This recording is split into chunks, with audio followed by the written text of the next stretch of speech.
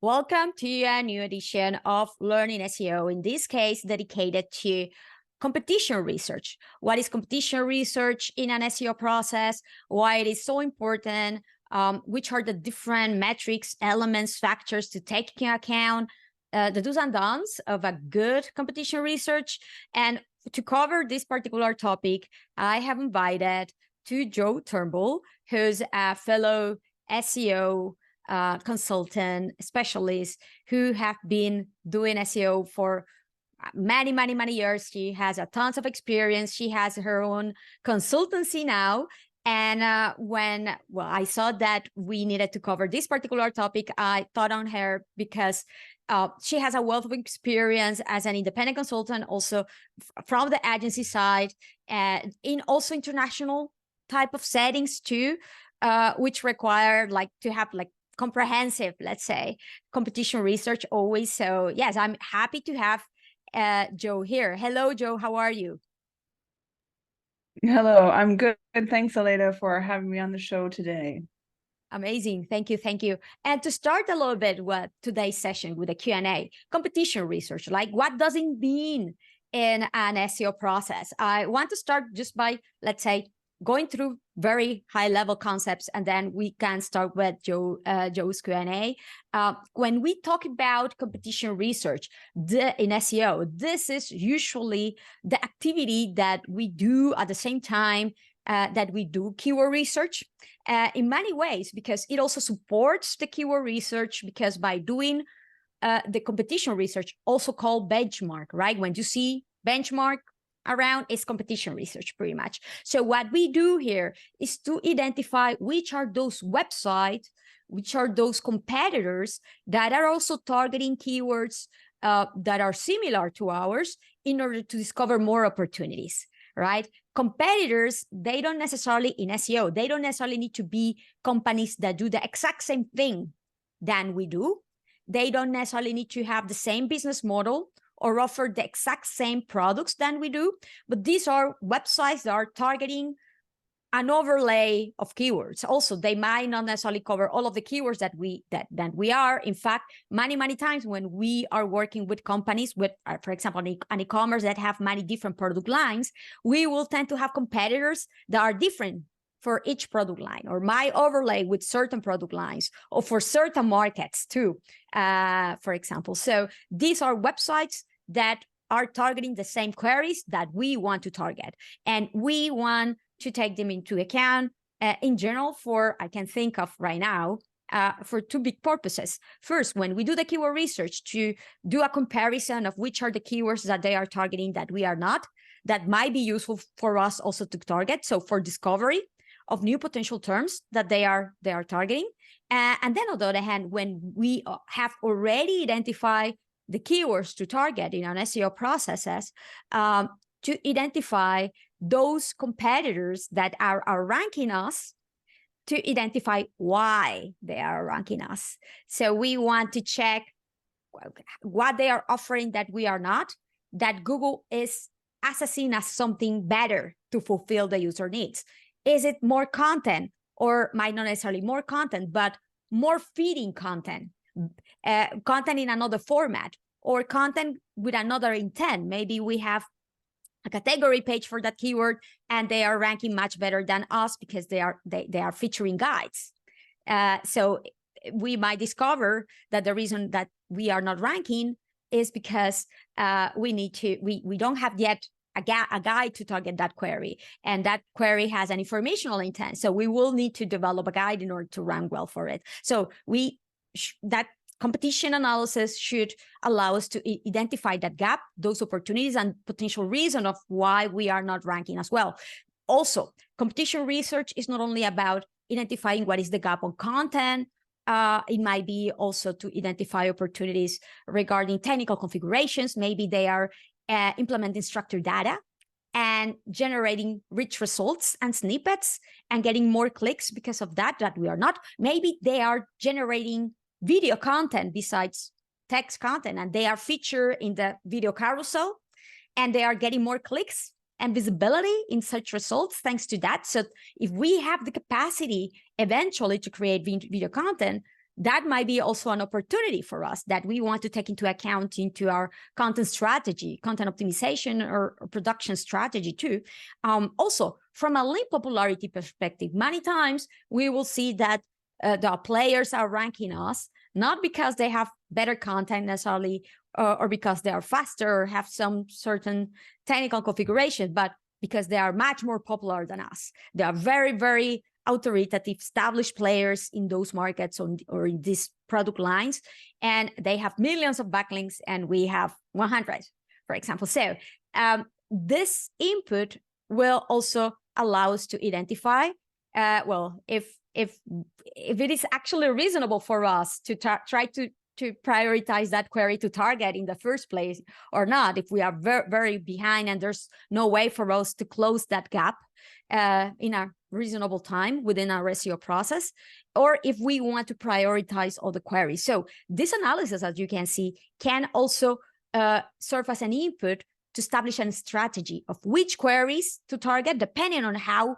hard the competition it is for them. If the pages ranking the top position for them are pages that we can compete against, that we can create in a way that we can be better than them, or if not, okay, to select other type of queries that are also relevant, but with less competitive, especially at the beginning of the SEO process, to have like let's say, easier to reach outcomes in the shorter time. So as you can see, competition research can be useful in so many different ways, but I now will ask Jo, who's our today's guest, to expand on this.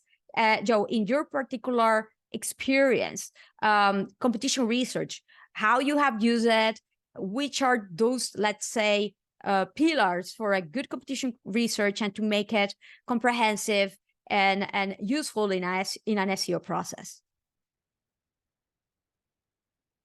First of all, yeah, thanks for having me on the show today, or your podcast and video. And hello, everyone. Thank you for joining. I'm Jo Turnbull, or SEO Jo Blogs on Twitter. So competition research or competitor research, I think this is one of the most important areas, really, of SEO. And it's really getting to understand the marketplace. With any project that you're doing, you really need to be able to carry this out, to be able to see who your competitors are, what the strengths are, where there's any content gaps, and where there's some opportunities for yourself. And of course, you need to look at this in terms of how much time do you have, and what resources do you have for that. So in terms of how to use the competitive research, the steps, I always like to get input from the client at the beginning, like find out what domains or sites or companies that are their competitors, just to see, where they're ranking, if there's any sort of overlapping, any sort of common keywords, unique keywords, or missing keywords for my client. Sometimes clients may think that who is a competitor might not necessarily be a competitor. So, for example, if we look at something for Christmas gifts for kids, for example, you may think that, see, like toy stores are competitors. But actually, as we've seen a diversification into more tech and kids are getting more involved in that, you may obviously see things like the Samsung or, of course, Apple. They become a competitor in terms of trying to grab that market share for Christmas gifts for kids. So for me, I would always like to, first of all, take the list of domains from the competitors. I like to see where there is those common keywords, unique keywords for each one. Why is that? I also look for the rich results in that. And third of all, I like to look at the backlink analysis. What are they doing? And look at sort of more like the domains, where are they getting traffic or links from? And I also like to see in the fourth step what they're doing offline. So outside of their website, maybe they might be really active on social. You can always sign up for the newsletter, find out what they're doing, or offline. Are they doing any events or any other promotions that you can see? out of home sort of posters. It's also good with competitor research to look and see if they've seen a traffic drop too around some keyword, any key Google updates. And also look and see what other content they're creating, not just on their product pages, but maybe they might have a blog that they're updating regularly. Like, for example, if we go back to the Christmas gifts, maybe they're a toy store and actually they have a lot of information about the latest Christmas gifts to give to your children or to your family and friends. So there's a lot of different areas, but I would always try and stick to those main ones. And then also that would help you to discover some other competitors that perhaps maybe the client is not aware of. And that's your extra insight and value that you can bring to that account.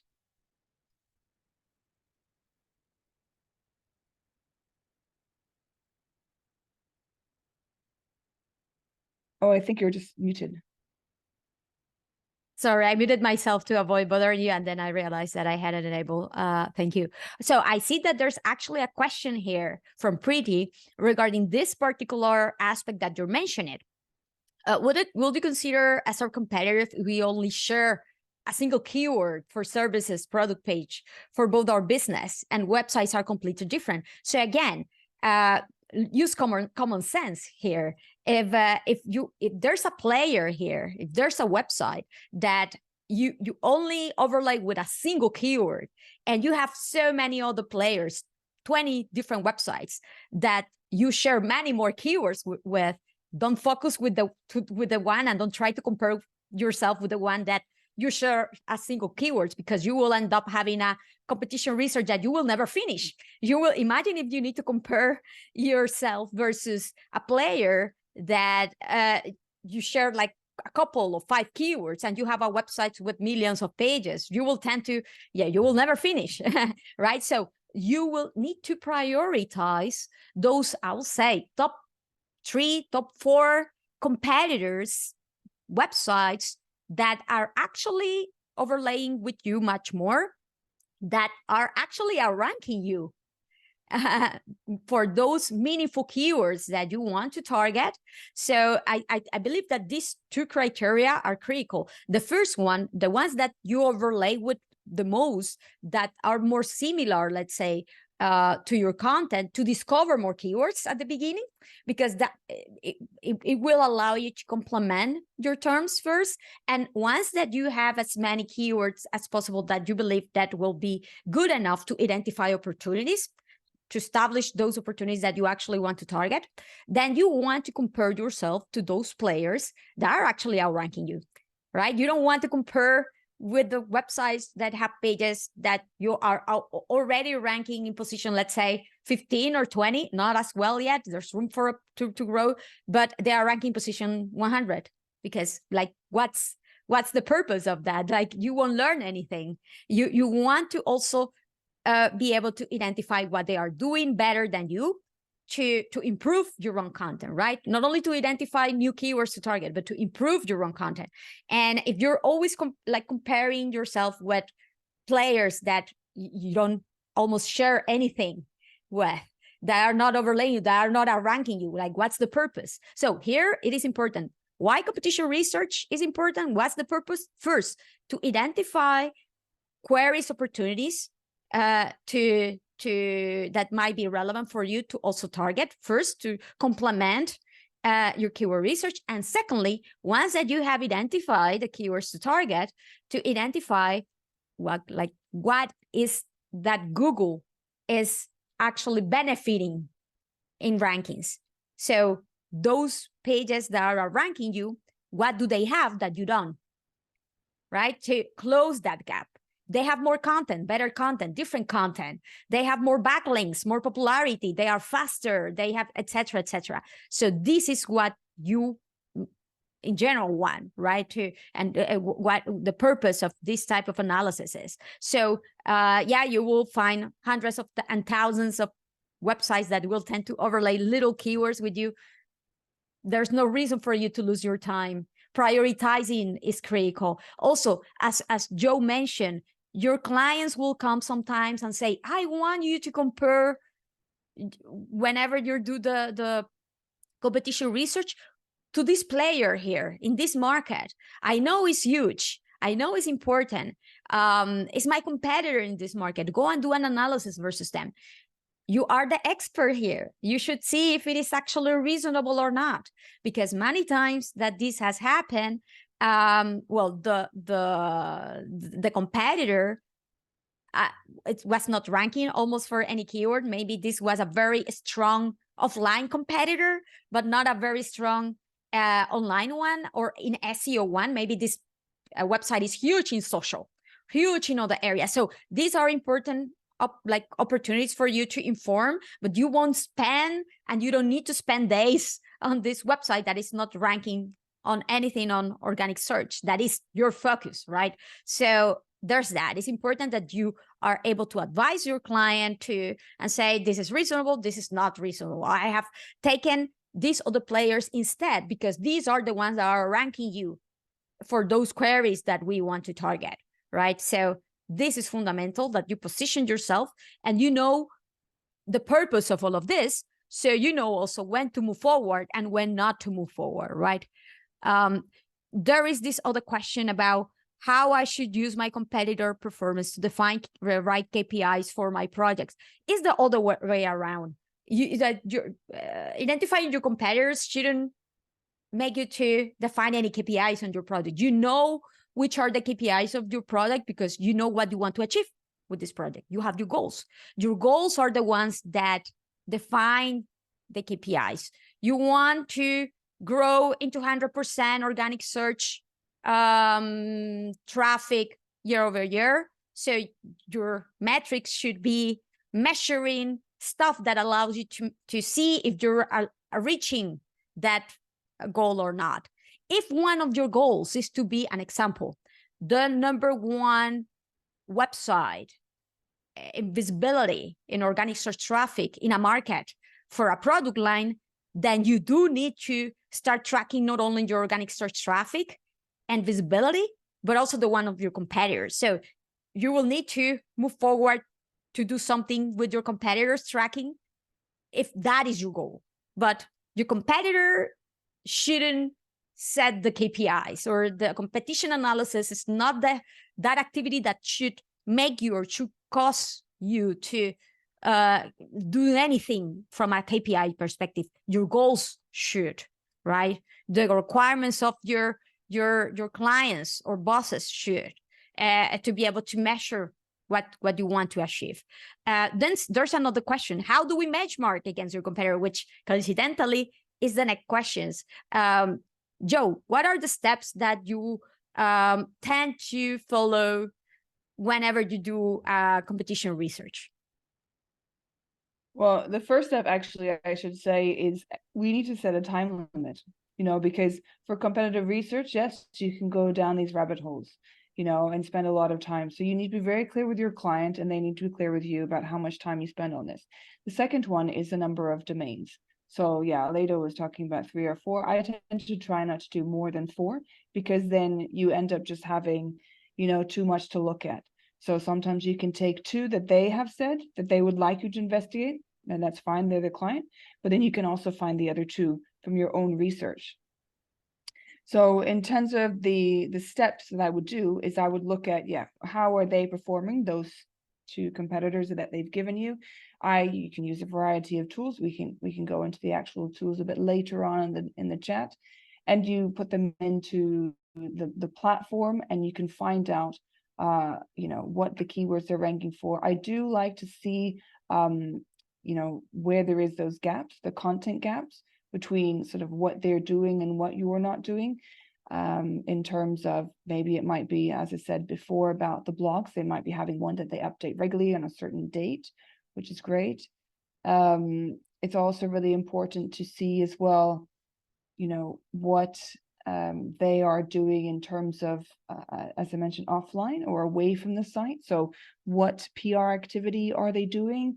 And I do believe that competitive research, not only does it give you a great insight to what's doing in the market, but it also helps to support perhaps some initial ideas that you may have had for your client. So if you've said to your clients, oh, I think we should do the social media campaign, or I think we should do this marketing campaign pushing, let's say, you know, these new Christmas toys, or for example, something around Black Friday, and they're against it, sometimes having and drawing on these insights that you get from competitive analysis helps to back up your claim. So another part I would actually do when you're another step actually I would have in part of the competitive research is actually outlining what do you also want to get from this?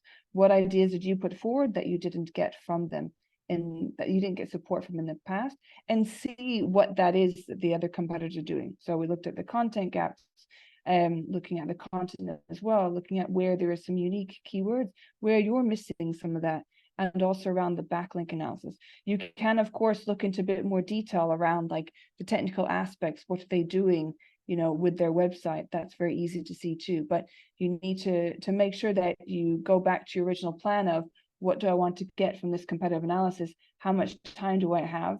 And what are the extra insights that I can give back to that client? Yeah, I can see that in my case, there are like 2 rounds, right, of work here. The first round is when we do competition analysis to identify additional potential keywords to target.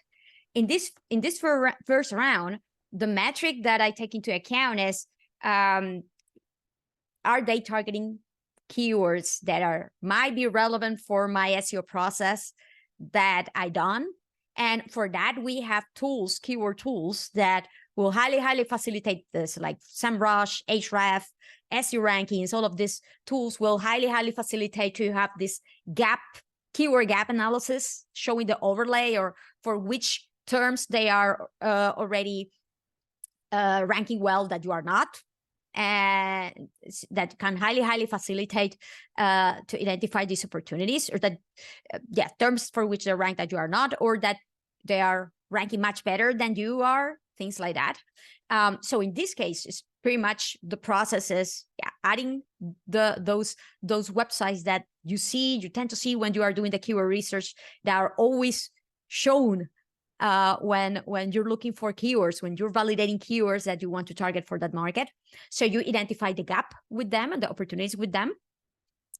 Then the second round, when you identify all of the terms that from a relevance standpoint are good terms for you to target through the customer journey, a mix of informational, transactional, commercial queries, is that I will say I will tend to take the extra step, the more in-depth step, to say, okay, I know that all of these queries I want to target, but let's see which of this should be my final actual terms that I will really target with this SEO process, based on how my competitors are doing it, or how competitive, how hard and reasonable for me, based on my own context, is to target these queries. Because at that time, you can, or at that point, you will discover that, for example, all of these competitors are ranking you, that are ranking the top positions, are doing it, let's say with guides, and you don't have any guides at all, because there is not even a blog on your client's website. So you will need to start from scratch. So if you see that all of the queries that are there that you want to target are already being ranked in the top positions by websites that are always doing it with guides, then okay, maybe you are targeting also too many informational. You want to mix informational, more transactional too, and you know that you have certain budget and resources to create guides, but not that many guides. You see what I mean? So the competition research at that point will also inform you to focus on the queries that are reasonable and good for you to target.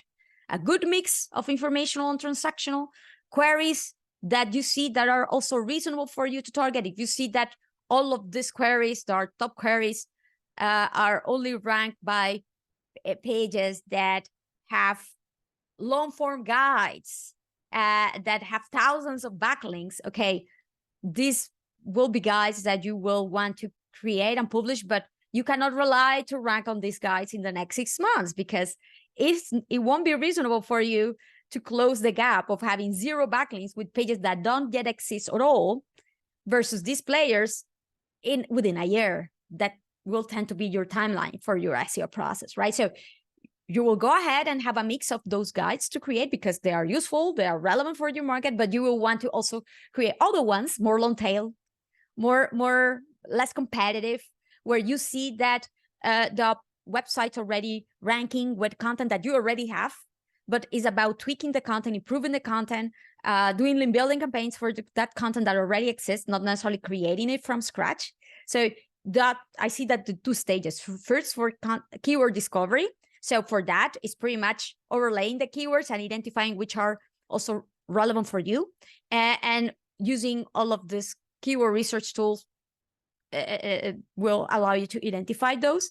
Then on the other hand, the next step, doing your own, let's say, more personalized gap analysis with all of the keywords that you have identified that are relevant for you to target, to prune that list, and seeing based on which are those players, those competitors that are ranking and how they are doing it, and understanding the type of content. So I like to always identify as a metric, right? The type of content that they feature, if it is informational, transactional, commercial, if it is content that I already have or not, or that I need to create, how I am performing, and understanding, okay, they have a long form guides that if I use keywords, if I use content optimization tools like Phrase or the SEMrush content optimization tool, or Surfer, or any other tools, like see the content performance versus them. Then from a backlink standpoint, how many backlinks and like the level of popularity of those pages versus mine. So we take the benchmark to the next level, right? From a content standpoint, a format standpoint, competition standpoint, also asking the questions. I love to, I don't know if you have seen that like couple of years ago, I pulled together a little checklist based on the questions that Google have shared that we should take into account when assessing EEAT. So like not necessarily about content relevance only, but about content trustworthiness, content expertise. And I go through those questions comparing my content versus the one of the top ranked pages. And based on that, I see, okay, it's reasonable for me. Like I am able to create this content and let's say improve what they have already. So it's reasonable for me to target these queries. And then all of this, after I confirm that it's reasonable and I am competitive, etc., from an example, a list of 1,000 keywords, I will end up having a list of half of that, 500 keywords to target. But I know that these are the 500 keywords that, from a search traffic standpoint, will fulfill my growth need. One, secondly, that these keywords are reasonable for me to target because the pages that are ranking for them already are similar to mine, or I am able to create content that is similar to those, and I can close the gap that of those characteristics, but that those competitor pages have versus mine, right? So it will also serve me as a reference in the future to optimize my own pages to do something better than what they are doing too. So I will say that it's important to also gather these additional metrics, how they are doing content-wise, content level of content optimization, link popularity versus mine, etc., to validate this additional, let's say, inputs to focus on certain type of queries or others within my SEO process, and also take as a reference when optimizing my content, whether let's say the text, whether backlinks, whether if I want to create, for example, or implement structured data, if I see that they are generating rich results thanks to structured data implementation that I don't, if I see that all of those pages ranking the top positions have really good core web vitals, I don't. So it will allow me to also prioritize my optimization efforts. Technical content link, right? Because I see what is Google, let's say, benefiting to rank in the top positions that I don't have, right? There's a really interesting questions from Shibu here. How do we go about getting intel on a competition offline PR activities? Is just setting up your Google News alert enough? So there are tools like Buzumo. Also, I think that SEMrush has some models to identify mentions. Yes, and Google Alerts to identify mentions. I mean, for online activities, that's pretty much it, like citations, mentions that not necessarily are just backlinks, right? This is good to identify. Offline is a little bit trickier, I will say. And I don't know if Jo, do you have any idea or strategy that you have might use in the past? But yes, I mean, it's much easier when there's like an online activity that we might want to leverage. If it is offline, let's say that we will need to require more of their in-person support within stores, for example, things like that. Yeah, in terms of offline, and obviously it depends on where you are. But for example, I worked for some telecoms companies, and I was in the same country as them, so I did see a lot of they call it out of home. So I saw a lot of the posters that they were doing at the bus stops, or the posters that they were doing, obviously, the major roundabouts, major traffic areas, streets, billboards. And then, I'd also see the TV. So TV does also have a big impact too. Of course, you do need to be aware of the media that they are doing, and some of the bigger clients are able to not only spend money online, but also on they call it the out of home promotion too. So I would just be aware of that. And of course, if they're a global company, you may be able to see how they're acting in other countries. You don't necessarily need to be in that specific country. Companies like Movistar, for example, or Vodafone or AT&T, they have different they have different sort of branches in different countries, so you can see that. Another tool that some people have used in the past, it's about brand mentions. So some of these are paid for. I've used before, like companies like Brandwatch. You have to set up a specific alert if it mentions a certain brand, but of course some of those are more expensive tools, but that does help to see like where they're being mentioned. They may not necessarily be getting a link, but they may be getting mentioned. And another thing I would do is look around Google Trends. That's always very useful. We've seen many cases of where there are trends for a particular product that has just been maybe announced or is going to be announced, as in it's maybe just in a beta launch. And you can see within there that Google Trends quickly picks up the mentions of that actual product or that new product name. So I would look in those areas too. So this is interesting too, because again, you can get lost quite easily saying, oh, I need to understand who are all of my competitors, etc. Offline, whatever, like, why? What you are doing here? Why do you need that information here for? You're doing SEO. I mean, what you want to understand is which are those queries, areas, topics that you can learn from any competitors to target on one hand, and then on the other hand, how your competitors are doing to target and outrank you for those queries that actually matter for you. So, of course, having intel on offline activities that might be benefiting your competitors' rankings and traffic is great, but don't obsess about that, because realistically, you should never lose the focus on your final goal. And sometimes your competitors won't have offline activity, and if they do, it will be very obvious for you. So, for example, if you see peaks in traffic, in search demand. So, for example, I see that there are some campaigns right now of many brands with Barbie because of the Barbie movie. So if you imagine if you're a retailer right now doing a competition analysis and one of your competitors, let's say Zara, you will see that they have a peak of direct traffic going to them, and all of a sudden they get so many backlinks. And you say, like, what is happening, right? Like, so this is something actually relevant for you, because you can go and tell your client, okay, an idea here, your competitor, this retailer, is doing this offline campaign that because of so many mentions or so many, let's say, coverage that they are getting from this campaign, this new product line. They are getting all of these backlinks from all of these websites and all of this direct traffic. So it's something that you might want to think about to do, as not necessarily as part of their SEO process, but as part of their overall marketing strategy, right? So they are aware of it, and they are aware that if at some point you cannot achieve your goals because all of a sudden you were not competing versus a page that had, an example, the 1,000 backlinks that you saw 6 months ago, but now this page has 3 times more, 4 times more, and all of a sudden it's impossible for you to outrank it because of that. It's important that you are informed of that and you identify that.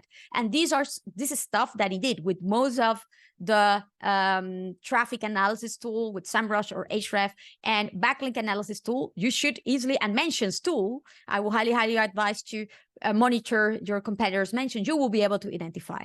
So you shouldn't, again, there's only a point in which you should obsess about identifying every single activity of your competitors, or those activities that are actually benefiting them to outrank you.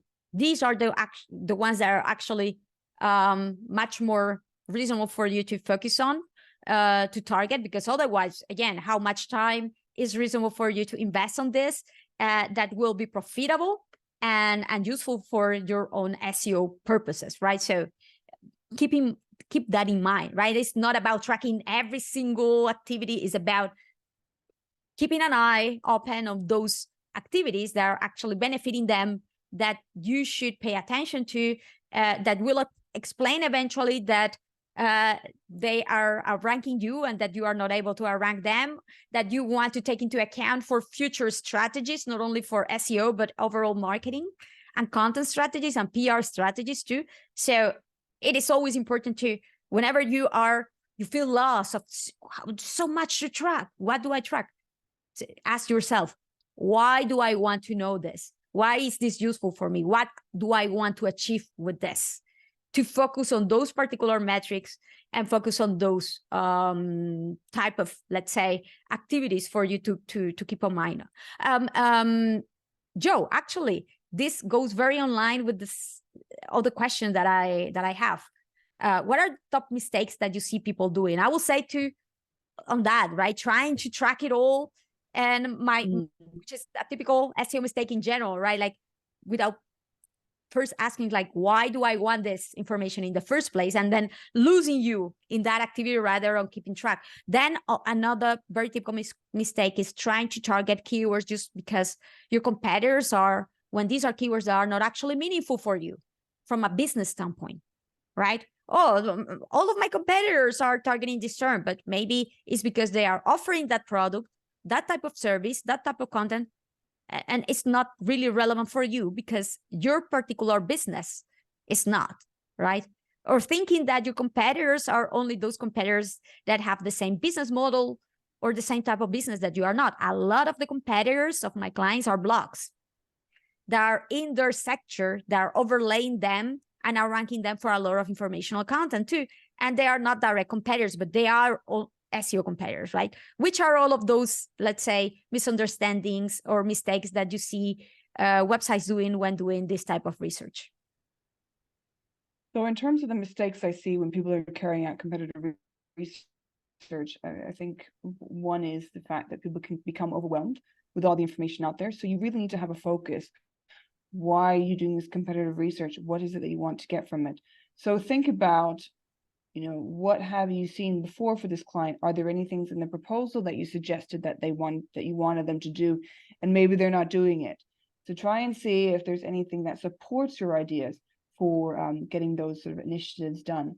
Another mistake that I've seen people do is just focusing on what the client gives you in terms of those competitors. So not looking at and doing your own research to find out what other competitors, companies would be whether it's indirect competitor or a direct competitor for you as well. And another area would be not keeping up with the trends. So Leda mentioned obviously about the Barbie movie that came out or is going to come out in many countries. We all had a lot's happened in the past few years with, for example, obviously the COVID, remote working. There's a lot of been trends that have changed in that time. Some countries saw a lot more people purchasing online and purchasing different products than perhaps maybe they would have done in the previous time. So some retail saw, for example, people are buying more sort of comfier loungewear rather than, oh, I'm going to buy like going out and office wear. So therefore you need to change your strategy to be able to offer more loungewear and more comfortable clothes than perhaps maybe if the store before focused on more high going out and party type things. Or when, for example, we've seen a lot more demand in some medical supplies than we saw in the past that were being ordered online. So it's really important to keep up with the trends. And that's why it's good to have look at Google Trends. It's also good to see as well, what's happening in the news in general. I know sometimes we can be in our own bubble too, but just see what's happening. And obviously there's been a lot of other changes as well with things that we've seen the rise in ChatGPT. We've also seen new social media platforms launch in certain countries. So it's important to be aware of that. And then when you see things like that, for example, threads in some countries, I don't believe in Europe at the moment, but what competitors are jumping on that? Do we need to be there? Do we not? And try not to get distracted as well. So therefore go back to your focus of, why am I doing this competitor research? What did you say when you pitched in for this proposal, what you'd cover, and how long did you spend on it? And yeah, if you need more time, of course, you can always do, share the initial results, and then you can always drill down further. But I would find it's very important to actually not go down those rabbit holes, which many people do, and actually share your insights of what you've seen in your, whether it's you have a call every week with a client or every couple of weeks, before you actually say, you know what, I've gone down this route and I think X, Y, and Z we should do. Be a lot more transparent. So sometimes people are not, which is another mistake. So to summarize, what are the typical mistakes? One, not keeping the focus because you're not aware of what you have said that you're going to do for the competitive research, or maybe you didn't have any goals. Two is not doing your own research and keeping up only researching what the client wanted you to look at. Three, not keeping up with trends. And four, not being transparent enough. So not sharing enough insights sort of halfway through and waiting till everything's finished and then share it. And then you've maybe gone down a rabbit hole that the client did not want you to do that. Amazing. Thank you very much. So to start wrapping up, a quick question: which are the tools that you tend to use? We have mentioned a few tools here, but I don't know if there are any other tools that you think that are useful, that it might be worthy for people to take into account when doing competition research, especially those are not so obvious to use.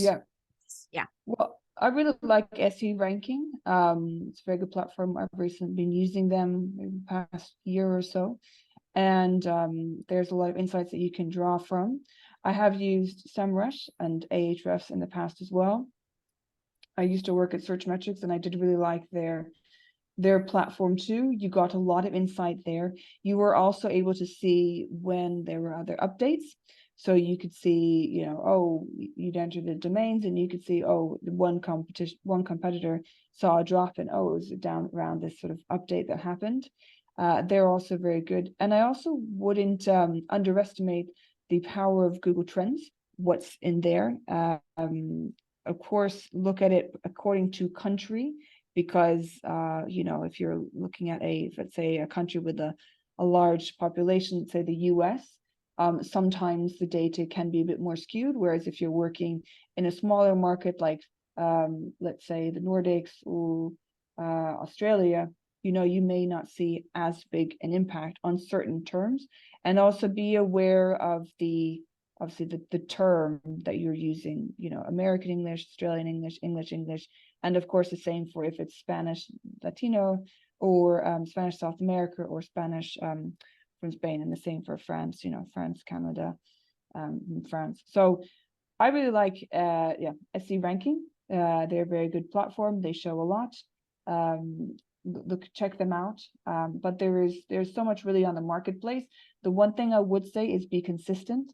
So if you are choosing one and you're starting your competitive analysis, let's pretend in August, some products, you might be working with a company and they may switch products halfway through you doing your analysis. No, keep with one, because not everyone will show you the same results. So you can give your client access to read access to what you're looking at, and then they can actually go and have a bit more of a dig around, or you can always come back to it. But I wouldn't change platforms once you started doing your competitive analysis. Amazing, amazing. That is a great advice. So I see a question from Mariam regarding how should we prioritize the steps in competition research? Check them for their technical first, content, backlinks, or other aspects of SEO. Since your competition research is something that you will usually do when you do the keyword research first to discover the overlay of keywords and keywords opportunities, I will say that first stage, you should do it when you do the keyword research for the purpose of identifying keywords to target. And then to identify why you are not ranking and to inform your strategy, this is when you do the audit, right? And when you do the audit, you tend to be auditing all, right? You want to audit your website to understand what is your context, how it is optimized from a technical standpoint. Is it well optimized? Well, it's well optimized versus what?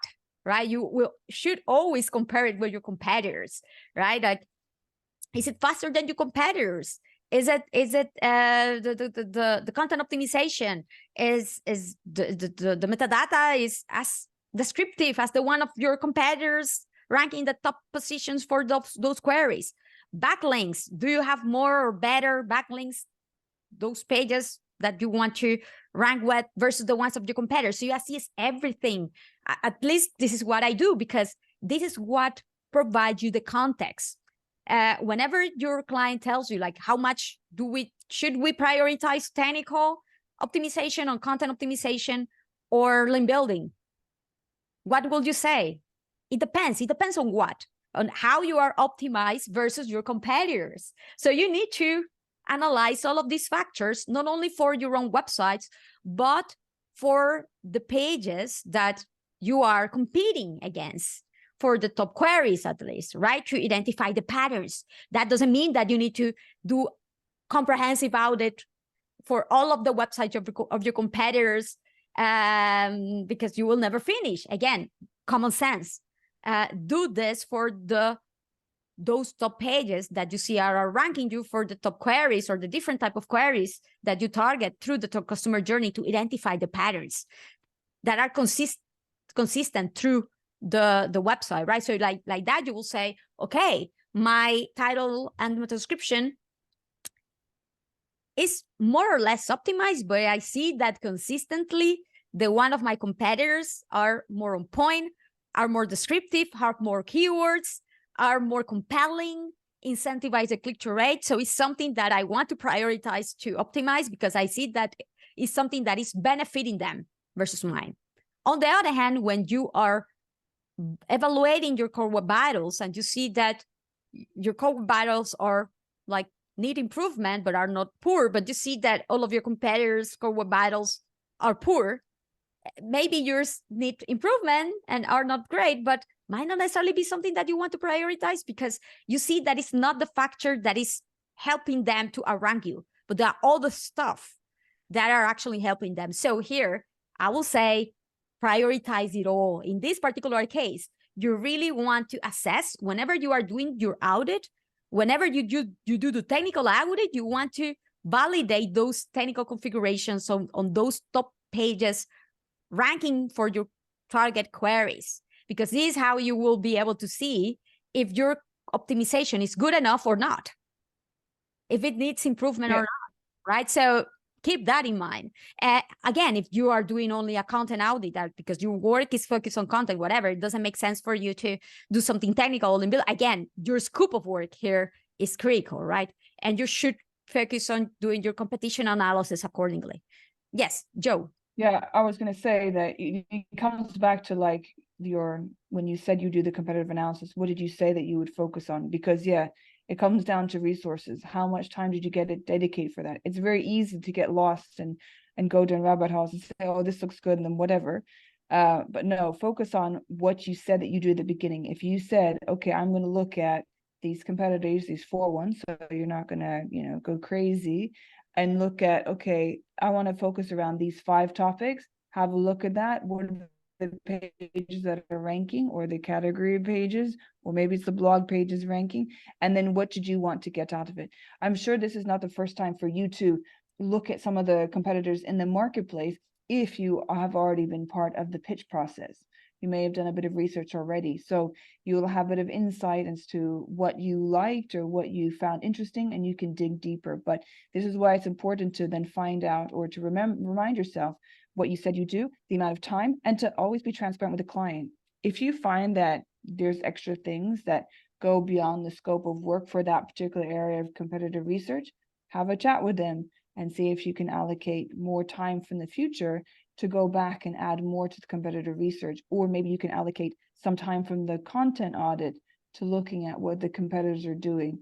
So it's just really important just to be focused on what you said you do. Don't steer off topic too much, and then share those results with the client in your either weekly or every twice a month calls that you have with them. Amazing. Any last question to wrap up today's session? Go ahead, Leticia. Yeah. Good morning.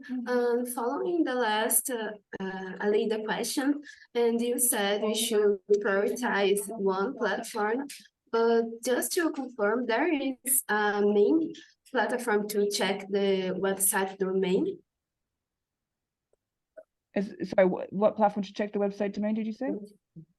They check the website domain, because which ones have one number? Just to prioritize one, or you join all of them? But well, just to clarify, what you mean is what happens when you use tools and you get different data. Yes. Right. To check the website domain. Yeah. Because start to checking proprietary metrics, domain authority, page authority. Like yes, domain authority. So this is the thing, right? Be careful with third-party metrics, because these are made up by every tool, right? Like every tool maker have their own authority metric that is useful or will tend to be useful within its own platform, right? But you cannot, but remember that they try to replicate how Google works, but this is not necessarily how Google works. So you need to be careful there. I will say to stay away from proprietary metrics and use backlinks overall, or other type of metrics, number of ranked pages, etc. Metrics that you understand, you know where they come from, and that you can check across different platforms, right? And you also need to understand that, well, they will try to come up with metrics to show the authority of a domain, but you need to take data with a grain of salt, even if when analyzing within that same platform, right? Always validate and see if that makes sense or not. Also, if you see that this platform has and provides 1 million backlinks for this domain, and these other platforms are showing 0 backlinks, like honestly, like you need to look for consistency here, right? So if all of these other platforms are showing 0 backlinks, if you go and manually check, you see that not that many are actually linking to this page, or all of these links that are going to that particular website are from spammy websites.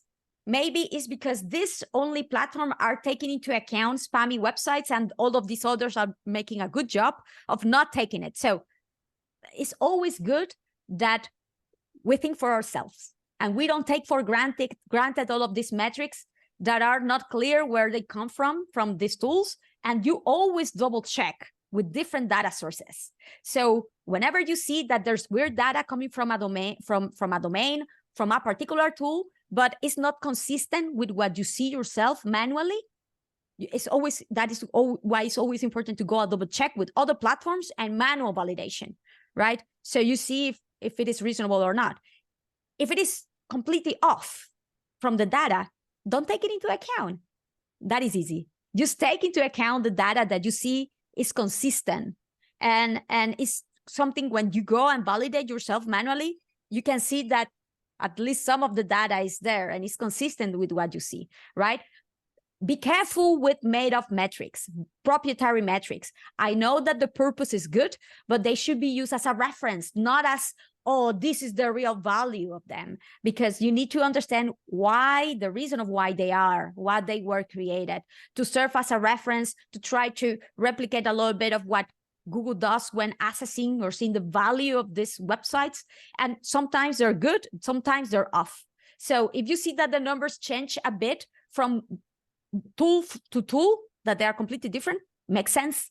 They have been created differently with their own proprietary data. It makes sense. But that is why you are here, because otherwise company owners will go only to tools, like they will do SEO themselves, right? That is why you are here as an expert, to validate if this data makes sense or not, if what data is trustworthy, and what you should actually take into account or not. What tools give you is not absolute truth. These are data for you to make your decisions. They are trying to facilitate your life. Sometimes the metrics are off, and that's fine. That is why you are the specialist, and you should be able to validate, you should be able to analyze, you should be able to compare and validate what makes sense and what not, right? So yes, I'm always like, yes, but this is how tools are supposed to work. They try to. That don't necessarily makes them perfect, right? Sometimes they will be a little bit off. And that's okay. That's uncertainty that us as marketers and SEOs should be okay to work with, because this is where our own know-how should come to validate, to verify, to make sense out of the data based on our own know-how, right? Yes, Joe. I was just going to say that the reason why I was saying about, keeping consistent with one tool is because sometimes you can get these different ones.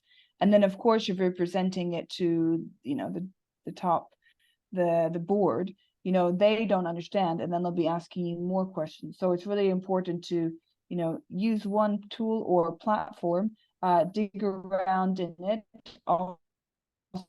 see what you're finding too manually, and then you can draw your own conclusions. I try to avoid always giving a specific, we've had, let's say, when we were doing backlink removal, X number of backlinks, because each tool gives you a different one, and clients had access to different ones, and it became confusing. So go back to why you're doing the audit. What did you say you would do for the competitive analysis, and try and stick to that. If it veers off, you can of course have a call with your client, and I'll put together sort of another deliverable, but really try and keep it focused, because it's really easy to get off topic. You know what the problem is that these tools try to make our life easier, but many of us are also a little bit lazy, let's say, and it's so easy to just rely on the metrics that they give you, their own metrics, to rely on a competition analysis without doing the actual work to go and validate if they make sense or not, and if they are consistent across different tools too. The problem with that approach is that if you rely completely on authority score or domain authority or whatever authority, whatever metric that they give you, is that maybe they have a bug, maybe they have an issue, maybe they haven't assessed everything accurately. You cannot explain exactly how they have made this score. If you cannot explain something to a client and you don't know exactly where this comes from, you better don't use it, right? Because it will only undermine credibility, your own authority with your client, because the client will tell you, why do I have hired you then in the first place? To just copy paste what that tool tells you, or to do a proper analysis? So yes, I can definitely see how these metrics are useful to confirm what you are analyzing, all the metrics that you actually need to take into account, but you shouldn't rely on them without actually assessing the other metrics. You see what I mean? And it's a mistake to try to report on that. I have talked many times about this. I have done last year many sessions and presentations about SEO measurement. SEO reporting. I don't know if you have seen that. If not, I will be sharing with you the links because that is one of the top mistakes that I see people doing, relying on third-party metrics that they don't understand, that they don't control, like they cannot explain, they don't know where they come from to report on SEO. No, we are more reporting on domain authority or whatever, domain rating, authority. Why? That is not the goal of SEO. That is, your goal is to achieve rankings, traffic, conversions, and you have many better ways to measure that everything is in line to achieve those successes, rather than a made-up metric but a tool that should be used. You can use it as a reference, but not as the absolute truth without validating the other metrics on the other hand. I will be following up, no worries, with the link to this SEO reporting presentations that I have done a few times last year. Especially, I was focusing a lot on this topic because I see that this is a mistake that we do not only for this particular area of activity, but for anything, and even to report with our clients, right, on the metrics that we focus on. So yes, amazing then. So thank you very much, Jo, for your time. I really appreciate it. I really appreciate your actionable, comprehensive answers. And thank you everybody to attend this call. Hopefully, remember, next week we are going and moving forward with the content optimization session. Please leave your questions before so we can ask the next guests. And I hope that is something as successful as today's session. I have loved today's session.